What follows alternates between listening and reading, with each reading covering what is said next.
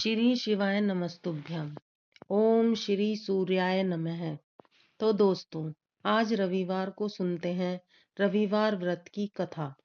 प्राचीन काल में एक राजा रानी थे। उनके पास धन वैभव की कोई कमी नहीं थी, परंतु उनके कोई संतान नहीं थी, जिसकी वजह से राजा रानी दुखी रहते थे। संतान प्राप्ति के लिए उन्होंने जप तप दान हवन सब कुछ करके देख लिया था, परंतु इससे उनका कोई फायदा नहीं हुआ। दोनों को चिंता सताने लगी, क्योंकि वो अब वृद्ध हो रहे थे। उनको ये लगने लगा था कि अब हमारे राज्य को कौन संभालेगा, प्रजा की देखभाल कौन करेगा। इसी चिंता में उन्हें खाने पीने की भी सुध नहीं रहती थी, और वे अंदर ही अंदर घुट रहे थे। इसी तरह दिन बीतने लगे। एक दिन सुबह दरबार में एक साधु आए, तो दासी रानी को बताने के लिए महल में गई और कहा कि एक साधु आए हैं, आप उनको दान दक्षिणा दे दो। तब रानी ने कहा कि ये मेरा अंतिम दान धर्म होगा, इसके बाद मैं किसी को भी कुछ नहीं दूंगी। फिर रानी चावल से भरा हुआ छाछ लेकर साधु की झोली में डालने के लिए आई। रानी के चेहरे की उदासी देखकर साधु ने पूछा, रानी, आपके चेहरे पर मुस्कान की जगह उदासी क्यों है? इसका क्या कारण है? इतना सुनते ही रानी रोने लगी और उसने रोते हुए अपनी उदासी का कारण बताया। उसकी बातें सुनकर साधु गंभीर हो गया और कहने लगा कि रानी, आपको पुत्र की प्राप्ति तो अवश्य होगी, किंतु वह आपको मात्र 14 वर्ष तक ही मिल पाएगा। इससे ज्यादा उसकी आयु नहीं लिखी है। बस इससे ज्यादा मैं आपके लिए और कुछ नहीं कर सकता। इतना कहकर उसने अपनी झोली में से भभूत निकालकर रानी को देते हुए कहा कि आप और महाराज दोनों बांट कर इसे ग्रहण कर लेना। जल्दी ही तुम्हें पुत्र की प्राप्ति होगी। फिर वह साधु अंतर ध्यान हो गया। साधु के जाने के बाद रानी सोचने लगी कि यदि पुत्र होता है तो वह मुझे सिर्फ 14 साल तक ही जीवित मिलेगा, तो क्या मुझे यह भभूत नहीं खानी चाहिए? रानी असमंजस में पड़ गई कि अब वह क्या करे और क्या नहीं। अंत में उसने यही निर्णय लिया कि यदि पुत्र 14 साल तक भी जीवित रहेगा तो उसके पास ही। इतने समय में वह पुत्र को खूब प्यार दुलार और लाड़ करेगी। जब राजा अपना राजकाज समाप्त करके पास आया, तो रानी ने साधु से संबंधित सारी बात राजा को बताई और साधु द्वारा दी गई भभूत दिखाकर कहा कि साधु महाराज ने यह भभूत हम दोनों को ग्रहण करने के लिए दी है। राजा ने कहा कि इतना दान धर्म और पुण्य हवन करने के बाद भी जब संतान की प्राप्ति नहीं हुई, तो इस भभूत से क्या ही होगा। तो रानी ने कहा कि हम ये भभूत ग्रहण करके देख लेते हैं, जो होना होगा वह हो जाएगा। राजा को अब किसी चीज पर विश्वास नहीं था, परंतु रानी को दुख ना पहुंचे इसलिए वह राजी हो गया। फिर राजा रानी नहा धोकर भगवान का स्मरण करके अपने पुरखों का ध्यान करते हुए वह भभूत खाकर सो गए और निश्चिंत होकर रह बैठ गए। कुछ दिन पश्चात साधु के कहे अनुसार रानी गर्भवती हो गई। राजा रानी की खुशी का कोई ठिकाना नहीं रहा। धीरे धीरे करके 9 महीने बीत गए और रानी ने एक पुत्र को जन्म दिया। राजा ने धूमधाम से उसका नामकरण किया। राज्य में कई दिन तक उत्सव चलता रहा। उसकी जन्म कुंडली दिखाने के लिए राजा ने सबसे बड़े विद्वान पंडित को बुलाया। कुंडली देखकर पंडित जी चिंतित हो गए और कहने लगे कि हमारा राजकुमार तो 14 वर्ष तक ही हमारे पास रहेगा। राजा रानी को साधु की बात याद आ गई, तो वे दोनों चुप रह गए, क्योंकि उन दोनों को तो पता था कि ऐसा ही होगा। दोनों ने मिलकर राजकुमार की परवरिश बहुत ही प्यार से करी। जब राजकुमार 7 वर्ष का हो गया, तो राजा उसके लिए गुरुजी की नियुक्ति करते हैं, जो उसे पढ़ाई लिखाई घुड़सवारी आदि कलाओं में पारंगत किया। 12 वर्ष की उम्र तक वह सब शास्त्र और शस्त्र कलाओं में पारंगत हो गया। तो राजा ने एक अच्छी सी राजकुमारी खोजकर उसका विवाह कर दिया। देखते ही देखते 2 साल और बीत गए। उसका बेटा 14 साल का हो गया। एक दिन राजकुमार ने राजा से कहा कि पिताजी, मैं राज्य में भ्रमण करना चाहता हूँ, क्योंकि मैंने इस महल के सिवा कुछ नहीं देखा है। यह सुनकर राजा चिंता में पड़ गया, क्योंकि राजकुमार को 14वां साल शुरू हो गया था। राजा को एहसास हो गया था कि कोई अनहोनी होने का वक्त आ गया है, लेकिन राजा ने उसे नहीं बताया, क्योंकि उसके पुत्र को दुख होता। इसलिए राजा ने अपने मन पर पत्थर रखकर उसे आज्ञा दी कि तुम राज्य में घूम कर आओ, लेकिन एक बात याद रखना कि तुम कहाँ जा रहे हो क्या कर रहे हो, ये बात अपनी पत्नी को कभी भी नहीं बताना। तब पुत्र ने कहा कि पिताजी, जैसा आप कह रहे हैं मैं वैसा ही करूंगा। राजकुमार दिन भर अपनी पत्नी के साथ रहता है, खुशियां मनाता है और रात में 12 बजे उठकर बाहर चला जाता है और फिर सुबह होने से पहले अपने महल में आकर वापस सो जाता है। ऐसा बहुत दिनों तक चलता रहा। उसका 14वां साल खत्म होने में कुछ ही दिन बाकी थे। एक दिन राजकुमारी की नींद खुल गई और वह देखती है कि राजकुमार अपने बिस्तर पर नहीं है। उसे बहुत चिंता होने लगी। उसने उसे सब जगह ढूंढा पर उसे राजकुमार कहीं नहीं मिला। फिर वह थक कर सो गई और सुबह क्या देखती है कि राजकुमार अपने बिस्तर पर सोया हुआ है। उसे कुछ नहीं सूझा। अब वह किसी से क्या पूछती और क्या कहती, किंतु अब रोज ही ऐसा होने लगा था तो वह घबरा गई। उसके मन में बहुत सारे सवाल आ गए। चिंता की वजह से उसने खाना पीना भी छोड़ दिया और दिन प्रतिदिन दुबली होती जा रही थी। एक मालन राजकुमारी को रोज फूल देने आती थी। उसने राजकुमारी को उदास देखकर उससे पूछा कि राजकुमारी, तुम्हें क्या चिंता है जो तुम सूखती ही जा रही हो। राजकुमारी ने उसे बताया कि राजकुमार रात को महल से बाहर चला जाता है और सुबह वापस आकर सो जाता है। वह कहाँ जाता है, क्या करता है, ये सोच सोच कर मैं परेशान रहती हूँ। मालन अब सब कुछ सुनकर उसे उपाय बताने लगी कि तुम आज रात को ऐसा करना, सोना मत, उसके पीछे जाकर देखना कि वह कहाँ जाता है, क्या करता है। राजकुमारी ने कहा कि अगर मुझे नींद आ गई तो मैं क्या करूंगी। तब उस बुढ़िया ने कहा कि तुम्हें नींद ना आए इसके लिए तुम ऐसा करना, हाथ की उंगली में एक जख्म कर लेना और उस पर मिर्च छिड़क लेना। उस पीड़ा की वजह से तुम्हें नींद नहीं आएगी। राजकुमारी ने बुढ़िया की कहे अनुसार सब किया। कुछ समय तो पीड़ा की वजह से उसे नींद नहीं आई, परंतु बाद में वह सो गई। सुबह बुढ़िया उसे फूल देने आई तो राजकुमारी से पूछा कि क्या रात को तुम्हें पता लगा कि राजकुमार कहाँ जाता है।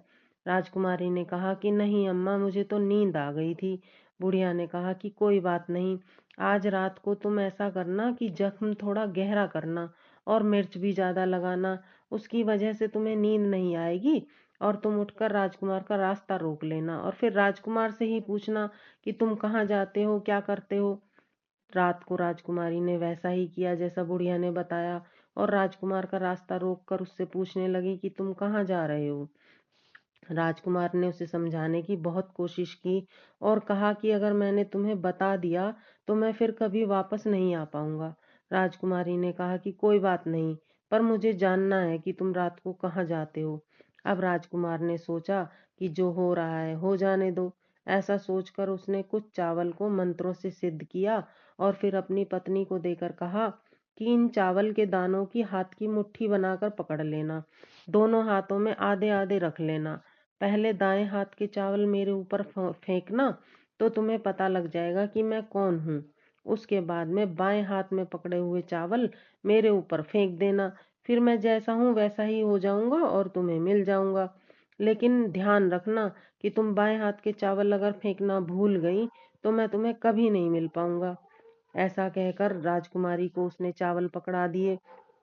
राजकुमारी ने बड़े आत्मविश्वास से कहा कि हाँ ठीक है, मैं नहीं भूलूंगी। और ऐसा कहकर उसने दाएं हाथ के चावल पति के ऊपर फेंक दिए। अब तो राजकुमार तुरंत एक सफेद रंग के घोड़े में बदल गया। राजकुमारी भौचक्की होकर उसे देखती ही रह गई और जो पति ने कहा था कि बाएं हाथ के चावल मेरे ऊपर फेंक देना, वह भूल गई और इतनी देर में ही तो घोड़ा महल से बाहर चला गया। अब राजकुमारी को बड़ा पश्चाताप हुआ। सुबह राजा को पता लगा तो वह बीमार पड़ गए और देखते ही देखते उन्होंने बिस्तर पकड़ लिया। इसी तरह 6 महीने बीत गए। राजकुमार का कुछ पता नहीं लगा। एक दिन राजकुमारी ने सोचा कि क्यों ना मैं ही अपने पति को ढूंढने के लिए जाऊं और ऐसा सोचकर राजकुमारी ने राजा से कहा कि वह अपने पति को ढूंढने जाना चाहती है। तो राजा ने उसे आज्ञा दे दी। राजकुमारी ने एक सेठानी का रूप रख लिया और राज्य की सीमा पर एक भोजनालय खोल लिया और वहां सबको खाना मुफ्त में देने लगी। उसकी बस एक ही शर्त थी कि हर खाना खाने वाले को उसकी अपने जीवन में देखी हुई कोई अजीब चीज या बात उसे बतानी होगी। कुछ दिन ऐसे ही बीत गए। वह जो बुढ़िया महल में काम करती थी और राजकुमारी को फूल देने आती थी, उसका एक पोता था जिसको संभालने की जिम्मेदारी बुढ़िया की थी। अच्छा, बुढ़िया को पान खाने की आदत थी। पान खाने के लिए उसे चूना चाहिए था। जिसके लिए बुढ़िया सीपियां इकट्ठी करती थी और सीपियों को भूनने के लिए उसे गोबर के कंडे चाहिए थे। कंडे इकट्ठे करने के लिए वह बांस की एक टोकरी लेकर चरवाहे के मैदान में चली गई। वहां वह कंडे इकट्ठे करते करते उसे शाम हो गई। उसे गांव का रास्ता भी ठीक से दिखाई नहीं दे रहा था। अचानक उसे एक गाय दिखाई दी। उसने सोचा कि यह गाय अवश्य ही गांव में जाएगी। मैं भी इसके पीछे पीछे चलती हूँ तो गांव पहुंच जाऊंगी। ऐसा सोचकर बुढ़िया गाय के पीछे पीछे चल दी। पर उसने देखा कि गाय तो चलते चलते एक बड़े मैदान में पहुंच गई है और वहां पर एक बड़ा सा पत्थर रखा है जिसे उसने अपने सींग से हटा दिया है। वहां पर नीचे जाने के लिए उसे सीढ़ियां दिखाई देने लगी। अब गाय नीचे जाने लगी तो बुढ़िया ने झट से गाय की पूंछ पकड़ ली और वह भी उसके साथ साथ नीचे पहुंच गई। वहां नीचे जाकर उसने देखा कि वहां तो चारों तरफ रोशनी ही रोशनी थी। वहां एक कोने में खड़ी हो गई और आश्चर्य से चारों तरफ देखने लगी। वहां पर उसने देखा कि एक सफेद रंग का घोड़ा है और दो कुंड रखे हुए हैं। उनमें से एक कुंड में घोड़े ने छलांग लगाई तो वह राजकुमार बन गया। अब उसके सामने एक पलंग था जिसके ऊपर वह जाकर बैठ गया और सूर्य देव का स्मरण करने लगा। और उसने अपने सामने जलते हुए एक दिए से पूछा कि हे दीपांकर, बताओ मेरे माता पिता कैसे हैं, राजकाज कौन संभाल रहा है, मेरी पत्नी कहाँ पर है। दिए ने कहा कि तुम्हारे माता पिता शोक में डूबे हुए हैं और राज्य प्रधान संभाल रहे हैं और तुम्हारी पत्नी ने चौराहे पर भोजनालय शुरू किया है। ये सब सुनकर राजकुमार बहुत दुखी हुआ, पर वो कुछ नहीं कर सकता था। ऐसा सब सुनकर वह दुखी होकर सो गया।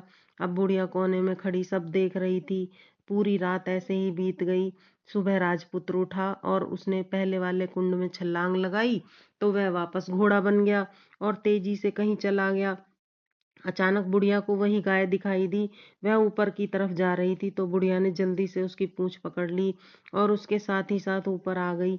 अब गाय जंगल में चली गई और बुढ़िया भौचक्की सी वहीं बैठ गई। उसके दिमाग में पाताल लोक की बातें घूमने लगी। उसने सोचा कि वह यह सब बातें किसी को बताएगी तो सब उसे पागल समझेंगे। कुछ देर सोचने के बाद उसे याद आया कि चौराहे पर जो भोजनालय है वहां की मालकिन अजीब बात बताने वाले को खाना मुफ्त में देती है। अब उसने यह बात उसे बताने का निश्चय किया और तुरंत वहां के लिए चल दी।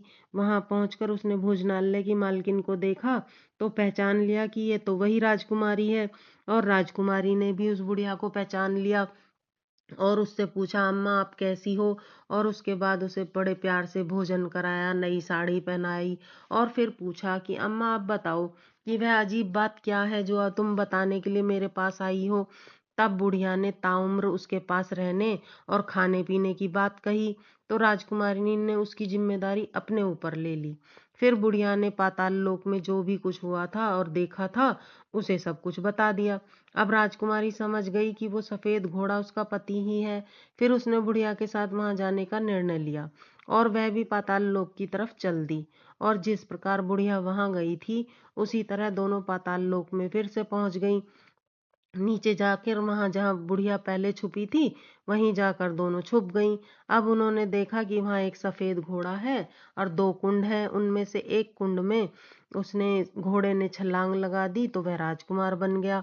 अब उसे देखकर राजकुमारी ने पहचान लिया कि ये तो मेरा पति ही है और वह दौड़कर उसके सामने आ गई और उसके पैरों में गिरकर अपनी गलती की माफी मांगने लगी और रोने लगी। तो राजकुमार ने उससे कहा कि यदि तुम मुझे पाना चाहती हो तो तुम्हें एक कार्य करना होगा, परंतु वह बहुत कठिन कार्य है। राजकुमारी ने कहा कि कार्य चाहे जितना भी कठिन हो इस बार वह अवश्य पूरा करेगी। तब राजकुमार ने कहा कि तुम ऊपर जाकर देखना कि तुम एक घने जंगल में हो। तुम्हें ऐसे ही 6 जंगल पार करने होंगे। उसके बाद तुम्हें 7वें जंगल में एक पीपल का घना पेड़ दिखाई देगा।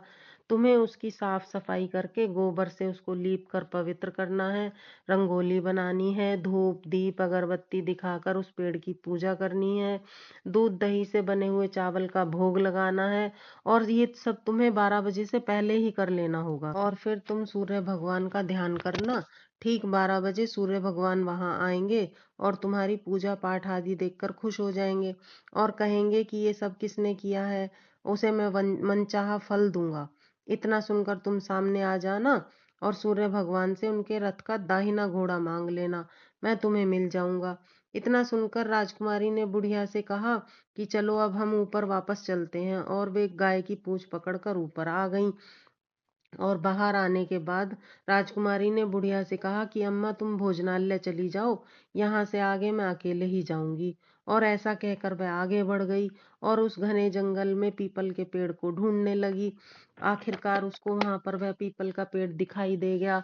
वहां पर उसने साफ सफाई की और धूप दीप अगरबत्ती जलाकर पूजा की, फूल और फल चढ़ाए, दूध और दही से बने हुए चावल का भोग लगाया, और फिर जैसा जैसा पति ने बताया था वैसा वैसा ही सब काम करके उसी के अनुसार सूर्य भगवान का स्मरण करने लगी। ठीक 12 बजे सूर्य भगवान वहां आ गए और वहां पर साफ सफाई और सुगंधित वातावरण देखकर खुश हो गए और कहने लगे कि जिस किसी ने भी ये सब किया है मैं उससे अत्यंत प्रसन्न हूँ और उसे मनचाहा वरदान दूंगा।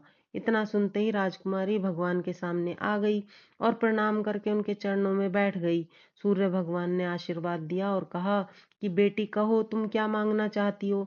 तब राजकुमारी ने कहा कि भगवान यदि आप मुझ पर प्रसन्न हैं तो अपने रथ का दाहिना घोड़ा मुझे दे दें।